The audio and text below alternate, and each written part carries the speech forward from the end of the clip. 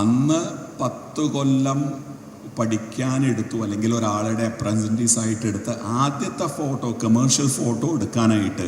അത് ബോംബെക്ക് കാരണമുണ്ട്. ബോംബെ അന്നും ഏകദേശം ഇന്നും പരസ്യങ്ങളുടെ ഒരു മെക്ക ഇന്നും ബോംബെ തന്നെയാണ്. Though got decentralized in a big way. ആ ഒരു ഫസ്റ്റ് ഫോട്ടോ അമർത്താനായിട്ട്, അല്ലെങ്കിൽ ഫസ്റ്റ് ഫോട്ടോ എടുക്കാനായിട്ട് ഒരു 11 കൊല്ലം എടുത്തു. അത് ചിലപ്പോൾ may be I M A bad student, അതുകൊണ്ടായിരിക്കാം. പക്ഷേ ഇറ്റ് ടുക്ക് 11 years. എന്താ പറയുക, നസറുദ്ദീൻ ഷാൻ്റെ ഫേവറേറ്റ് ഫോട്ടോഗ്രാഫർ, അദ്ദേഹം സ്റ്റുഡിയോയിൽ വന്ന് ഷൂട്ട് ചെയ്യുന്ന സമയത്ത് അപ്പോൾ എൻ്റെ സ്റ്റുഡിയോ കണ്ടപ്പോൾ തോന്നി ഇയാൾ സിഗരറ്റ് വലിക്കുന്ന ആളല്ല. Can I smoke here? എനിക്കറിയില്ല എന്താ പറയണ്ടേന്ന്. സ്മോക്ക് ചെയ്യണം. ഞാൻ പറഞ്ഞു, can you do that in the toilet? എനിക്കറിയില്ല ഇങ്ങനെ പറയാമോ. one of the early assignments.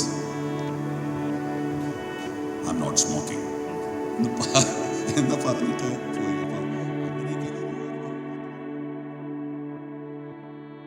Radhakrishnan ഇന്നിവിടെ ഉണ്ടായിരുന്നെങ്കിൽ മേ ബി ഓരോ കാൻഡിഡ് നിമിഷങ്ങളും രാധാകൃഷ്ണൻ ഒപ്പിയെടുത്തേനെ.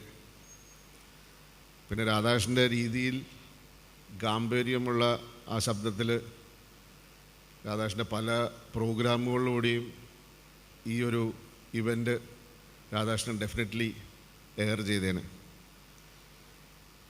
രാധാകൃഷ്ണൻ ഇന്നിവിടെ ഇരിക്കുന്ന ഓരോരുത്തർക്കും അവരുടേതായിട്ടുള്ള സൗഹൃദം ഉണ്ടാവും. പക്ഷെ എനിക്ക് രാധാകൃഷ്ണൻ ഒരു സുഹൃത്തിനെ പോലെയായിരുന്നു. മേ ബി ഞാൻ തൃപ്പൂണിത്തുറയിൽ ഇനീഷ്യലി വരുന്ന കാലത്ത് ഇന്ന് നമ്മുടെ മിൽമ ഇരിക്കുന്ന ആ പറമ്പിൽ നമ്മൾ ക്രിക്കറ്റ് കളിച്ചിരുന്നു. അന്ന് പറമ്പ് ക്രിക്കറ്റ്, ടെന്നീസ് ബോൾ ക്രിക്കറ്റ് എന്ന് പറയും. അപ്പോൾ അന്ന് രാധാകൃഷ്ണനും അവിടെ വന്നിരുന്നു. പക്ഷേ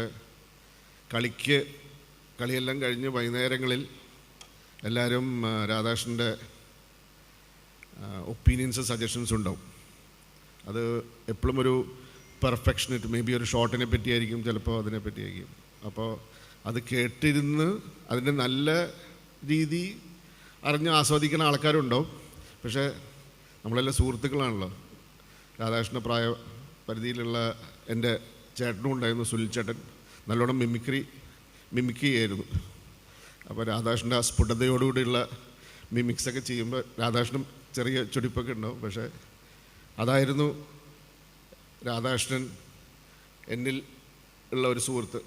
മോർ ദാൻ ഒരു പ്രൊഫഷണലൊക്കെ രാധാകൃഷ്ണൻ എപ്പോഴും എൻ്റെ ഒരു സുഹൃത്തായിട്ട് ഞാൻ അന്ന് കരുതിയിരുന്നു. രാധാകൃഷ്ണൻ്റെ മുഖ്യ കഴിവും പ്രഗത്ഭ ഫോട്ടോ കഴിവും എല്ലാം കൊണ്ടും എല്ലാവർക്കും പേടിയായിരുന്നു. പക്ഷേ എനിക്ക് വന്നിട്ട് രാധാകൃഷ്ണൻ എപ്പോഴും അതിൻ്റേതായിട്ടുള്ള എനിക്കൊരു സ്വാതന്ത്ര്യം ഉണ്ടായിരുന്നു. അപ്പോൾ എൻ്റെ ചേച്ചിയുടെ കല്യാണത്തിനൊക്കെ അന്ന് 2 റോള് ഫിലിം കൊടുത്ത്, ഒരു യാഷിക്ക ക്യാമറ കൊടുത്തിട്ട് ഫിലിമൊക്കെ എടുക്കാൻ പറഞ്ഞു. അന്ന് റോളെന്ന് പറഞ്ഞാൽ വളരെ 52 ഫിലിം ഉണ്ടാവുള്ള റോൾ. അപ്പോൾ സൂക്ഷിച്ചെടുക്കണം. രാധാകൃഷ്ണൻ്റെ കയ്യിലൊക്കെ ഫോട്ടോ കൊടുത്തു കഴിഞ്ഞാൽ പല രീതിയിൽ കൊടുക്കും. പക്ഷെ അന്ന് കല്യാണങ്ങളിലൊക്കെ നമ്മുടെ ജോയ് സ്റ്റുഡിയോ ആയിരുന്നു അന്നത്തെ മെയിൻ ഒരു റോക്ക് സ്റ്റാർ. അപ്പോൾ എല്ലാവരും ആക്സെപ്റ്റ് ചെയ്തിരുന്നു. പക്ഷേ രാധാകൃഷ്ണൻ വന്ന് ഈ ഫോട്ടോ എടുക്കുമ്പോൾ അതിൻ്റേതായിട്ടുള്ള രീതിയിൽ ഉള്ള ഫോട്ടോഗ്രാഫ്സ് ഇപ്പോഴും എടുത്തത് നമ്മുടെയൊക്കെ ആൽബമുകളിൽ ഇപ്പോഴും സൂക്ഷിച്ചു വച്ചിട്ടുണ്ട്. അതിനുശേഷം ഞാൻ എൻ്റെ കരിയർ ആയിട്ട് മുന്നോട്ട് പോയി.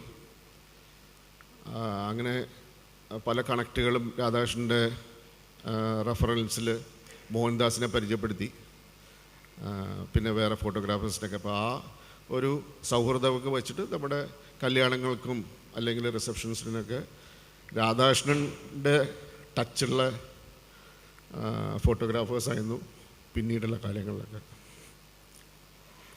പിന്നെ മുംബൈയിൽ വെച്ചിട്ടാണ് ഞാൻ രണ്ടാമത് കാണുന്നത്. ഞാൻ എൻ്റെ കരിയറിലൊരു ഓൾമോസ്റ്റ് ഒരു ഡീക്കേഡ് കഴിഞ്ഞപ്പോഴാണ് ഞാൻ മുംബൈയിലേക്ക് പോയത്. അപ്പോൾ അവിടെ രാധാകൃഷ്ണൻ ഓൾറെഡി ഒരു എസ്റ്റാബ്ലിഷ്ഡ് താരമാണ്. പിന്നെ എല്ലാ വേളകളിലും ഫാമിലി ആയിട്ടാണെങ്കിലും ഒക്കെ വൈകുന്നേരമൊക്കെ കാണും.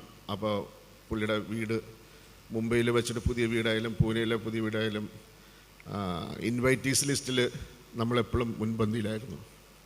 അപ്പം അങ്ങനെ വിഷ്ണു രാധാകൃഷ്ണൻ്റെ മോൻ വാസ് ഓൾസോ ഒരു ആർഡൻറ്റ് ഫാനായിരുന്നു എൻ്റെ കൊച്ചുമോളുടെ അടുത്ത്. ബിക്കോസ് ഡാൻസ് എപ്പോഴും ഇഷ്ടമായിരുന്നു വിഷ്ണുവിന്. അപ്പോൾ ഷീസ് ഓൾസോ ഒരു ഫ്യൂഷൻ, അങ്ങനെ വലിയ ഭരതനാട്യമൊന്നും അല്ല, എന്നാലും ഒരു ഫാനായിരുന്നു. അപ്പോൾ അങ്ങനെ രാധാകൃഷ്ണനായിട്ട് എൻ്റെ വൈഫ് ജീനയായാലും ബിന്ദു ആയാലും ഒക്കെ വളരെ കൂട്ടായ്മയോടുകൂടി പലപ്പോഴും പല ഗ്ലോബൽ മീറ്റായാലും ഇന്ത്യൻ മീറ്റായാലും അല്ലെങ്കിൽ അവിടുത്തെ കേരള പ്രോഗ്രാംസിനൊക്കെ Radhakrishnan will be one of the പാനലിസ്റ്റോ അല്ലെങ്കിൽ ജഡ്ജൊക്കെ ആയിട്ട്. അപ്പോൾ വരുമ്പോൾ കുടുംബമായിട്ടായിരിക്കും വന്നത്. അപ്പോൾ വീട്ടിലാക്കിയിട്ട് രാധാകൃഷ്ണൻ പോകുമ്പോൾ തിരിച്ച് കൊണ്ടുപോകാറുണ്ട്. അപ്പോൾ അതൊക്കെ ഒരു കണക്റ്റായിരുന്നു. പിന്നീട് എനിക്ക് എൻ്റെ വൺ ഓഫ് ദി കോർപ്പറേറ്റ് ഓഫീസിൽ we had A Scottish CEO.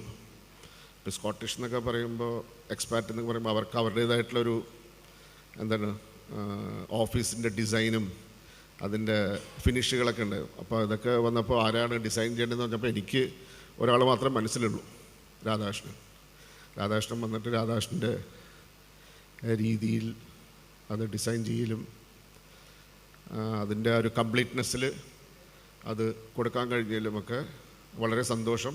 ഇപ്പോഴും ആ ഓഫീസൊക്കെ അതിൻ്റേതായിട്ടുള്ള എന്ന് വെച്ചാൽ സ്കോട്ടിഷ് ആൾക്കാരൊക്കെ ഈ വുഡൻ ഇങ്ങനെ ഫ്ലോഴ്സും അല്ലെങ്കിൽ നല്ല റോബസ്റ്റ് ഫേർണിച്ചറൊക്കെ അതൊക്കെ രാധാകൃഷ്ണൻ തന്നെയാണ് സെലക്ട് ചെയ്തത്. അന്നാണ് രാധാകൃഷ്ണൻ സ്റ്റാൻലീനൊക്കെ പറ്റി പരിചയപ്പെടുത്തി തന്നത്, ദ ബ്രാൻഡ്. പിന്നെ രാധാകൃഷ്ണൻ ഇവിടെ ആയിരുന്നപ്പോഴും മേ ബി ഇവിടെ നിന്ന് നമ്മൾ മുംബൈയിലേക്ക് പോയപ്പോൾ രാധാകൃഷ്ണൻ്റെ ഒരു സിഗ്നേച്ചർ ഉണ്ടായിരുന്നു, ബെൻസർ. മേ ബി എല്ലാവരും ഇപ്പോഴും it is a major brand. പക്ഷെ അന്ന് ബെൻസർ വന്നിട്ട് ഫിലിം ഫെയറിൻ്റെയോ സ്റ്റാർഡസ്റ്റിൻ്റെ ബാക്ക് പേജാണ്. Because those days back pages also have a very importance. പക്ഷേ അത് ഓരോ ഫ്രെയിമുകളും അവർ ഓരോ എബ്രോഡ് പോയിട്ടാണ് വിത്ത് ദി ഫേമസ് മോഡൽസിനൊക്കെ വെച്ചെടുക്കാറില്ല. അപ്പോൾ അന്നേ ബെൻസർ എന്ന് പറഞ്ഞാൽ നമ്മൾ ഫിലിം ഫെയർ ഫ്രണ്ട് പേജ് നോക്കണേക്കാട്ടും നമ്മൾ ആദ്യം നോക്കണത് ബാക്ക് പേജിൽ രാധാകൃഷ്ണൻ്റെ ഔട്ട്പുട്ടാണ്. അപ്പോൾ എപ്പോഴും ബെൻസർ ഏതെങ്കിലും ഒരു കാലത്ത് ബോംബെയിൽ പോകുമ്പോൾ ഒന്ന് ബെൻസർ ഷോറൂമിൽ പോയിട്ട് അവരുടെ ഓണേഴ്സിനെ കണ്ടിട്ട് രാധാകൃഷ്ണനെ പറ്റി 2 വാചകം പറയണമെന്നുണ്ടായിരുന്നു. അതും സാധിച്ചു. രാധാകൃഷ്ണൻ ജീവിച്ചിരിക്കുമ്പോൾ തന്നെ ഞാൻ ഒരിക്കൽ ബെൻസറിൽ മേ ബി ഒരു 3 years മുമ്പാണ് പോയത്. അപ്പോൾ ഫസ്റ്റ് ഷോപ്പിംഗ് ഒക്കെ നടത്തി. പക്ഷെ ഞാൻ ആദ്യം രാധാകൃഷ്ണൻ വിളിച്ച് ചോദിച്ചു ആരാണ്. അപ്പോൾ ഇല്ല, മഹേന്ദ്രഭായിനെ പോയി കണ്ടാൽ മതി എന്ന് പറഞ്ഞു. ഞാനപ്പോൾ അവിടുത്തെ സെയിൽസ് മാനിനെയൊക്കെ ചോദിച്ചു മഹേന്ദ്രഭായി എന്ന് പറഞ്ഞപ്പോൾ തന്നെ എനിക്ക് ടോട്ടലി വേറെ അപ്രോച്ചായി അവർ. അയ്യോ ഹൂസ്, അപ്പോൾ ഇല്ല എനിക്ക് കാണണം എന്ന് പറഞ്ഞു. അപ്പോൾ തന്നെ അവിടെ എടുത്തു കൊടുക്കുന്ന രീതി തന്നെ മാറി. മഹേന്ദ്രഭായി പോയി കണ്ട് രാധാകൃഷ്ണൻ്റെ കാര്യം പറഞ്ഞപ്പോൾ തന്നെ ഹി വാസ് സോ ഹാപ്പി. അപ്പം തന്നെ ഞാൻ കണക്ട് ചെയ്ത് രാധാകൃഷ്ണനെ സംസാരിക്കുകയും ചെയ്തു. പിന്നെ end of the day bill വന്നപ്പോഴും അതിൻ്റേതായിട്ടുള്ള ഡിസ്കൗണ്ടൊക്കെ സ്പെഷ്യലായിരുന്നു. 30% ഡിസ്കൗണ്ടൊക്കെ ആയിരുന്നു. അപ്പോൾ ബെൻസർ അതെൻ്റെ ഒരു ആഗ്രഹമായിരുന്നു, അത് സാധിച്ചു. പിന്നെ രാധാകൃഷ്ണൻ നമുക്കെല്ലാവർക്കും അറിയാം,